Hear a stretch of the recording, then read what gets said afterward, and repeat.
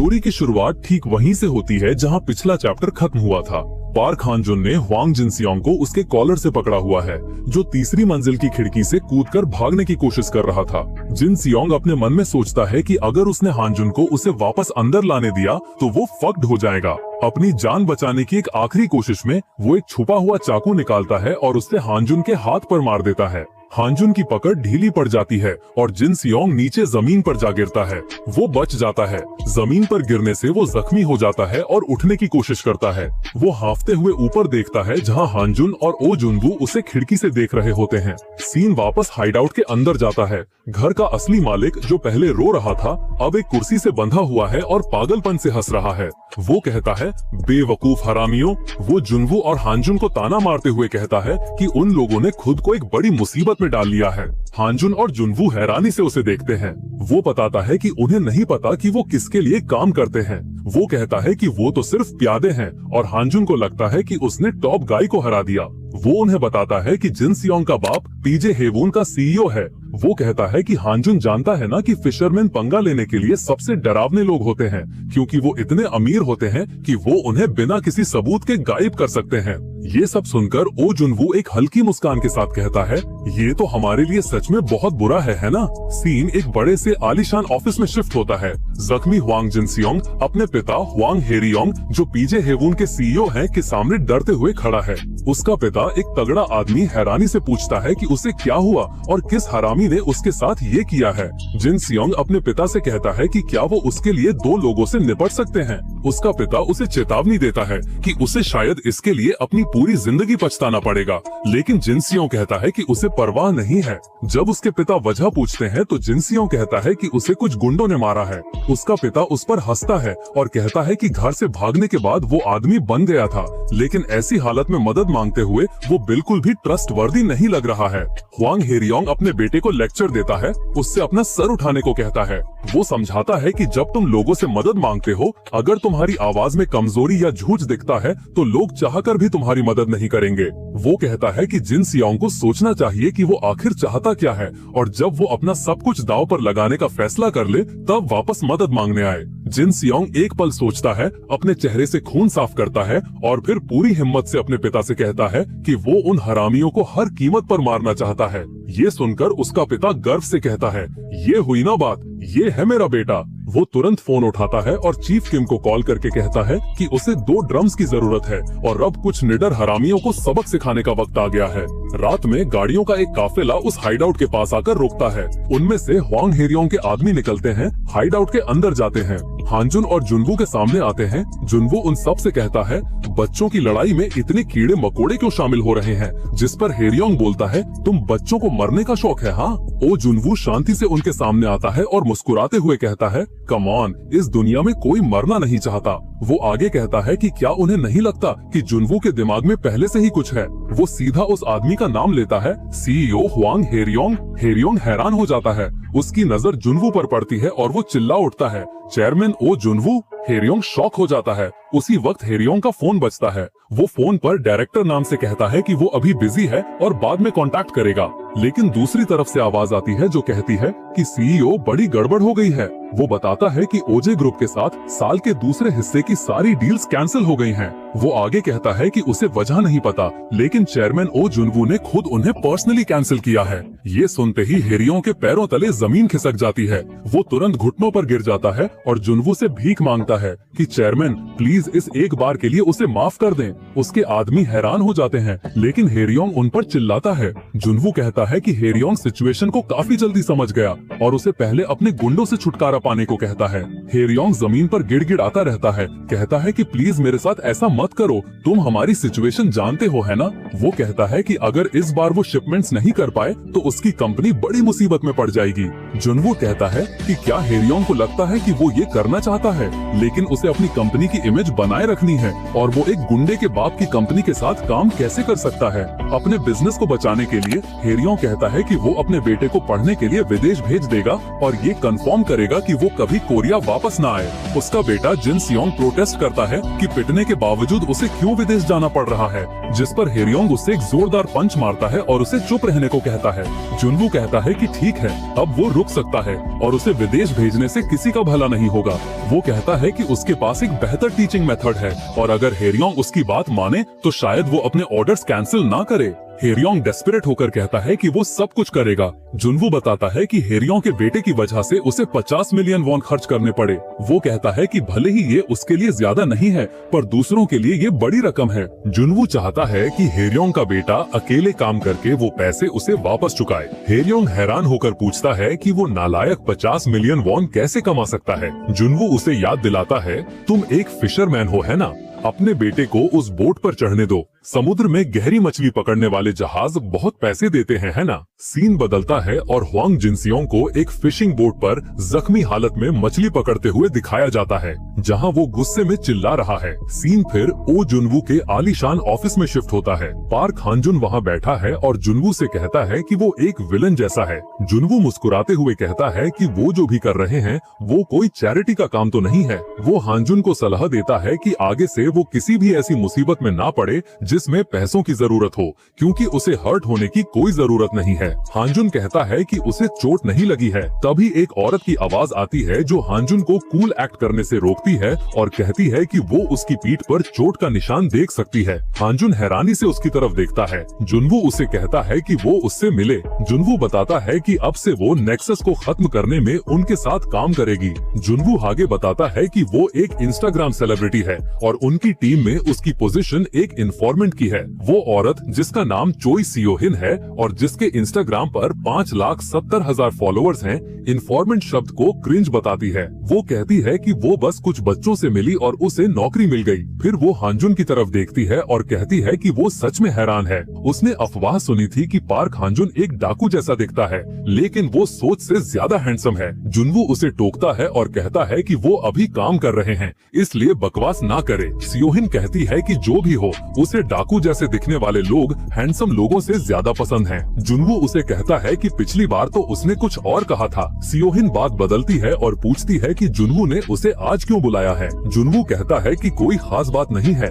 उसने उन्हें future plans के बारे में बात करने के लिए बुलाया है। सियोहिन हैरानी से पूछती है कि क्या उनका प्लान सिर्फ ये नहीं है कि पार्क हांजुन सबको मार देगा। जुनवू समझाता है कि नेक्सस का स्केल अब उनकी सोच से कहीं ज्यादा बड़ा है और अकेले पार्क हांजुन उन सब हरामियों को कुचलने के लिए काफी नहीं है, इसलिए वो अपनी टीम की फाइटिंग कैपेबिलिटीज बढ़ाने की सोच रहा है। वो बताता है कि उसे लगता है कि सही लोगों में से एक डोंगयोन हाई स्कूल में है जो नेक्सस से जुड़ा हुआ है। हांजुन का चेहरा सीरियस हो जाता है और वो नाम लेता है, किम डोंगयोन। जुनवू हंसते हुए कहता है कि हांजुन का अंदाजा बिल्कुल सही है। वो हांजुन को याद दिलाता है कि जब वो नेक्सस के साथ जंग में था तो किम डोंगयोन उन लोगों में से एक था जो आखिर तक उसके साथ लड़ा था। जुनवू बताता है कि जंग के बाद उसके घुटनों में ऐसी चोट आई कि वो ठीक से चल भी नहीं पाता था, लेकिन जुनवू जोर देकर कहता है कि उन्हें किम डोंगयोन की जरूरत है। हांजुन का चेहरा देखकर जुनवू उसे कहता है कि वो अपने एक्सप्रेशन को रिलैक्स करे क्योंकि माहौल ऑकवर्ड हो रहा है। वो कहता है कि काम तो काम है। वो हांजुन को सलाह देता है कि उसे उस दोस्त के साथ भी रिलैक्स करना चाहिए और याद दिलाता है कि किम डोंगयोन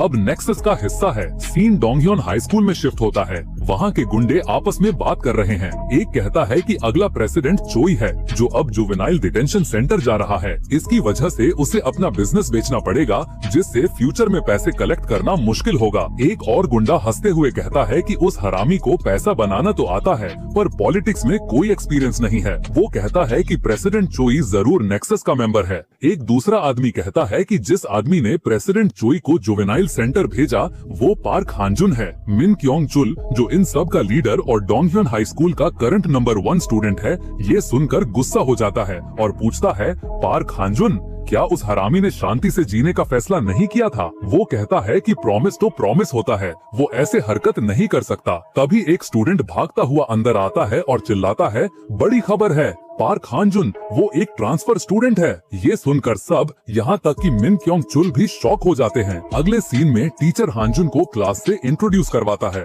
मिन क्योंग चुल सोचता है कि ये अनएक्सपेक्टेड है। टीचर हांजुन से अपना इंट्रोडक्शन देने को कहता है। हांजुन क्लास के सामने खड़ा होता है और कहता है, मिलके अच्छा लगा डोंगयोन हाई स्कूल, मैं यहाँ तुम सबको बर्बाद करने आया हूँ। क्लास में एकदम सन्नाटा छा जाता है। टीचर हंसते हुए कहता है कि उनके स्कूल में ट्रांसफर स्टूडेंट भी सच में एक पेन इन दी एस है। वो हानजुन को आखिर की सीट पर बैठने को कहता है। हानजुन अपनी सीट पर जाता है। उसके बगल में बैठा स्टूडेंट जो वुमेन जो स्कूल का नंबर 12 है कहता है, वाओ, मैं आखिरकार तुम्हें लाइव देख रहा हूँ, तुम पार्क हानजुन हो है ना। वुमेन बताता है कि मिन क्योंगचुल ने उसे हानजुन से पंगा ना लेने को कहा है। वो हंसते हुए कहता है कि अपने साइज के हिसाब से मिन क्योंगचुल डर गया। वुमेन कहता है कि लेकिन वो हानजुन से लड़ना चाहता है। वो कहता है कि गलत मत समझना, उसने पिछले साल ही इस स्कूल में ट्रांसफर लिया है और हानजुन को ज्यादा नहीं जानता, पर उसके बारे में बहुत सुना है। वो कहता है कि वो बस खुद देखना चाहता है कि अफवाहें सच है या नहीं और 1-on-1 फाइट का ऑफर देता है। हानजुन उसे इग्नोर कर देता है। वुमेन गुस्से में पूछता है, मुझे इग्नोर कर रहे हो? वो आगे पूछता है कि क्या हानजुन उस टाइप का है जो तभी हिलता है जब कोई उसे फाइट के लिए उकसाता है। फिर वो हानजुन को थप्पड़ मारते हुए कहता है, हरामी, मुझे इग्नोर कर रहा है। अगले ही पल एक स्मैक की आवाज आती है और हानजुन वुमेन के फेस पर एल्बो दे मारता है। क्लास में सब हैरान रह जाते हैं। हानजुन अपना सर डेस्क पर रखे हुए शांति से कहता है, मुझे जगाना मत। सीन बदलता है और एक बेसबॉल बैटिंग केज में ओ जुनवू और चोई सीहुन दिखते हैं। सीहुन कहती है कि वो सच में अनश्योर है कि उन्हें किम डोंगयोन को रिक्रूट करना चाहिए या नहीं। वो कहती है कि इतने सारे स्ट्रॉन्ग और नॉर्मल लोग हैं तो उसी को क्यों रिक्रूट करना है। वो पूछती है कि क्या ये इसलिए है क्योंकि उसकी टांग में चोट लगी है और वो बेचारा दिखता है, या इसलिए कि वो पार्क हानजुन का दोस्त है। वो ताना मारते हुए कहती है कि वो लोग कब से एक चैरिटी ऑर्गेनाइजेशन बन गए। जुनवू बैट घुमाते हुए कहता है कि जब भी किम डोंगह्युन का नाम आता है तो सबसे पहला शब्द जो दिमाग में आता है वो है टेनासिटी। वो बताता है कि छोटा शरीर होने के बावजूद डोंगह्युन ने नेक्सस से सिर्फ अपनी जिद के दम पर लड़ाई की थी। लेकिन जुनवू आगे कहता है कि सॉलिड चीजों की खासियत ये होती है कि वो ज्यादा ना झुकने की वजह से टूट भी जाती हैं। सीहुन पूछती है, तो हमें किसी ऐसे को क्यों रिक्रूट करना है जो पहले से ही जख्मी है। जुनवू बैट को जोर से तोड़ते हुए कहता है कि उसे इस बात पर विश्वास है। वो समझाता है कि जो एक बार टूट चुका हो वो शायद पहले जैसा मजबूत ना हो, लेकिन वो पहले से कहीं ज्यादा शार्प हो जाएगा। सीहुन ये सुनकर कहती है कि उनके पास क्या स्कॉलर है। सीन डोंगह्युन हाई स्कूल में शिफ्ट होता है। पार्क हानजुन स्कूल के कॉरिडोर से गुजर रहा है और सारे स्टूडेंट्स उसके लिए रास्ता छोड़ देते हैं। आगे वो देखता है कि किम डोंगह्युन को कुछ गुंडे बुली कर रहे हैं। एक गुंडा डोंगह्युन को लात मारता है और उस पर चिल्लाता है, ओए, तू जानबूझकर लेट आया है ना। वो पूछता है कि कन्वीनियंस स्टोर तक जाने में उसे 5 मिनट ज्यादा कैसे लग गए। वो गुस्से में कहता है कि डोंगह्युन की वजह से वो एक शर्त हार गया और अब वो इसका क्या करेगा। वो डोंगह्युन के बाल पकड़कर चिल्लाता है, तो क्या करेगा हरामी। एक दूसरा गुंडा हंसते हुए कहता है कि वो पहले से ही काफी रिटार्डेड है, उसे और मारते रहोगे तो वो और भी स्लो हो जाएगा। वो गुंडा ताना मारता है कि जैसे ही डोंगह्युन दौड़ता है उसकी टांगे बेकार हो सकती हैं, तो वो 5 मिनट में कन्वीनियंस स्टोर कैसे पहुंचेगा। पहला गुंडा कहता है, कुछ भी इम्पॉसिबल नहीं है, उसे बस अपनी टांगों के बेकार होने से ज्यादा मुझसे डरने की जरूरत है। ये कहकर वो डोंगह्युन को फिर से मारता है। हानजुन ये सब शांति से देखता है। सीन वापस जुनवू के ऑफिस में जाता है। सीहुन कहती है कि ठीक है, वो समझ गई कि जुनवू किम डोंगह्युन को क्यों रिक्रूट करना चाहता है, लेकिन वो कहती है कि उसे नहीं लगता कि पार्क हानजुन वो इंसान है जिसके साथ काम करना आसान हो। वो सुझाव देती है कि क्या चीजों को पैसे से सॉल्व करना बेहतर नहीं होगा। जुनवू कहता है कि ये आसान होता अगर किम डोंगह्युन पैसे से आसानी से मान जाने वालों में से होता। वो सीहुन से पूछता है कि क्या उसे पता है किम डोंगह्युन उस वक्त नेक्सस से क्यों लड़ा था। जुनवू बताता है कि वो इसलिए लड़ा क्योंकि पार्क हानजुन लड़ा था। वो कहता है कि दूसरों को ये अजीब लग सकता है कि कोई दूसरे के लिए अपनी टांग तुड़वाने की हद तक कैसे लड़ सकता है, लेकिन जुनवू कहता है कि उसने जितना किम डोंगह्युन को जाना है वो उस किस्म का इंसान है जो अपने दोस्त के साथ लड़ता है, अपने दोस्त को पड़ने वाली मार को वो अपनी मार समझता है। जुनवू कहता है कि डोंगह्युन ऐसी ही शख्सियत का मालिक है। सीन वापस स्कूल में आता है जहाँ किम डोंगह्युन एक बेंच पर बैठा सिगरेट जला रहा है। हानजुन उसके पास आता है। हानजुन उसके सामने खड़ा हो जाता है। हानजुन उसे कहता है, मिलके अच्छा लगा किम डोंगह्युन। डोंगह्युन पूछता है कि उसने सुना है कि हानजुन इस स्कूल को बर्बाद करने आया है, क्या हानजुन को लगता है कि ये पॉसिबल है। वो हानजुन को चेतावनी देता है कि नेक्सस अब पहले से बहुत ज्यादा स्ट्रॉन्ग हो गया है। वो कहता है कि उनकी मैन पावर और कैपिटल ऐसी चीज नहीं है जिसका हानजुन कुछ कर सके और इसलिए ये सब यहीं खत्म होता है। हानजुन कॉन्फिडेंस से कहता है, हम जीतेंगे इस बार। डोंगह्युन कहता है कि अगर उसे लगता कि वो हारेगा तो वो पहले भी नहीं लड़ता और उसी की वजह से वो एक लंगड़ा बन गया।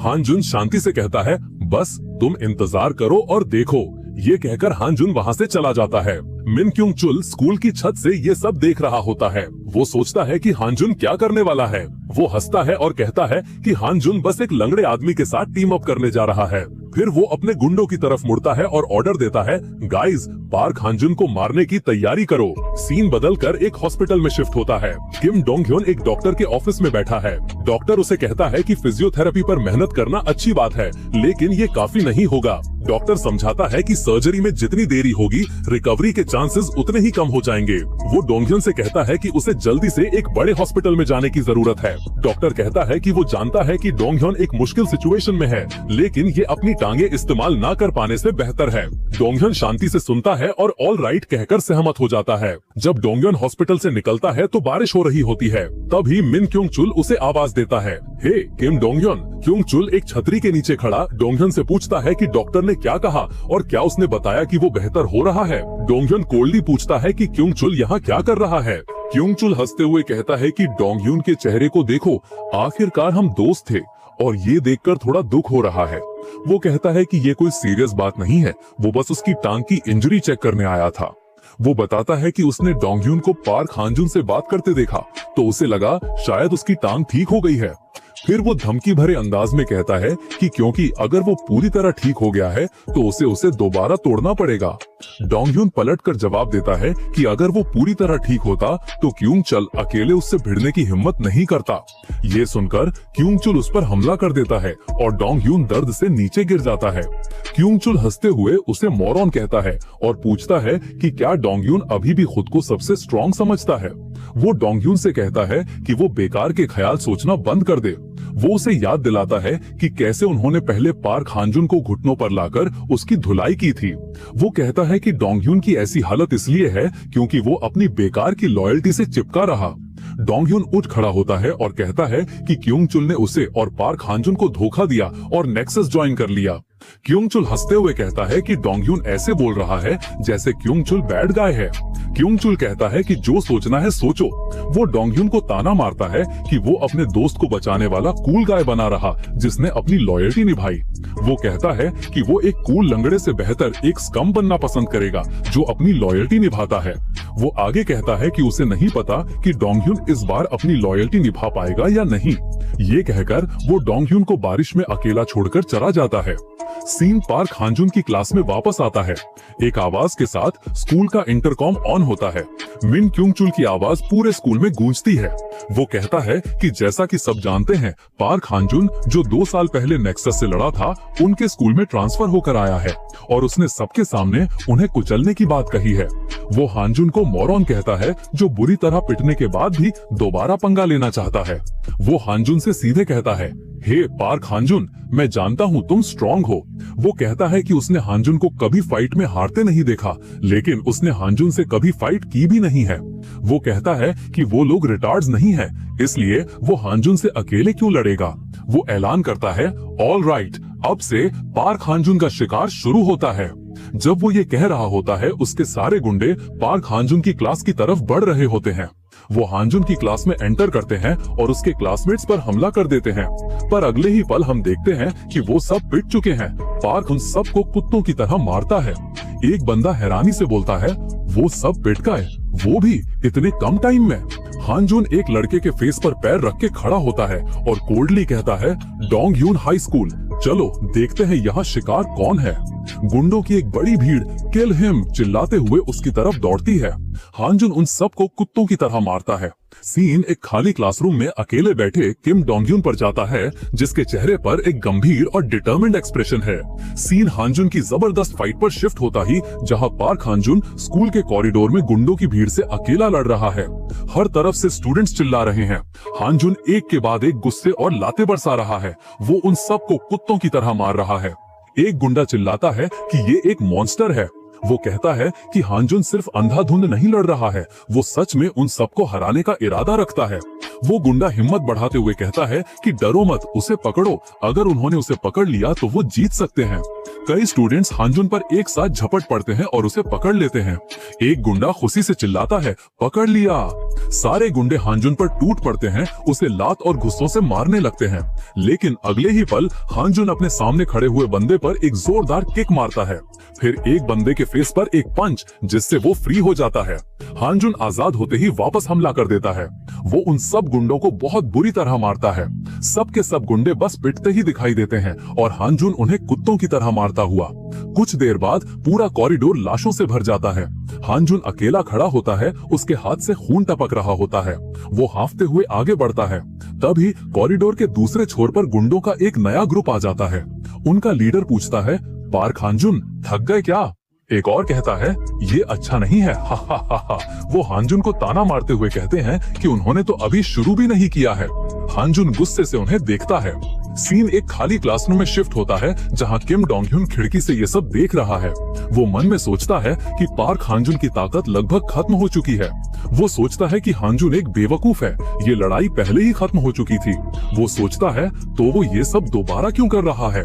तभी एक आवाज आती है जो कहती है कि हांजुन सच में बहुत डिसअपॉइंट होगा।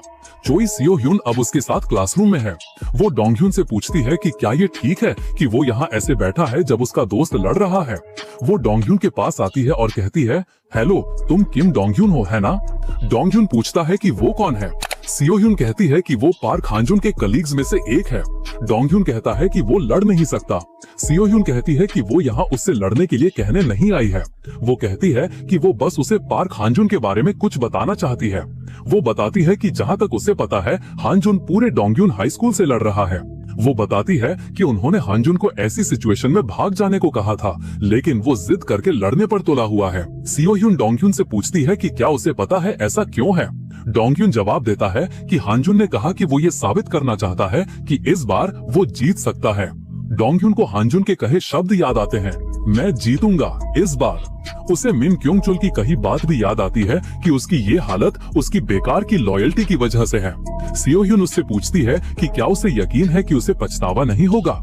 सीन वापस कॉरिडोर की फाइट पर आता है। हांजुन अब भी गुंडों को बुरी तरह मार ही रहा होता है। वो एक एक करके सबको मारता है। अब कॉरिडोर में हर जगह गुंडे लाशों की तरह पड़े हुए हैं। हांजुन मिन क्योंग चुल और उसके टॉप फाइटर्स के सामने खड़ा है। क्योंग चुल ताली बजाते हुए कहता है कि जैसा पार्क हांजुन से उम्मीद थी। वो पूछता है कि हांजुन ने अकेले कितने लोगों को हराया। फिर वो कहता है कि अब हांजुन का खेल खत्म। डोंगह्यून हाई स्कूल के टॉप फाइटर्स इंट्रोड्यूस होते हैं। नंबर 5 जो सू ह्यून, नंबर 7 चोई मिन वुक, नंबर 4 कांग तेहुन, नंबर 3 दे गिल और नंबर 2 ग्यूम बोसियोक। क्योंग चुल कहता है कि अब से इनमें से हर एक मॉन्स्टर जैसा है।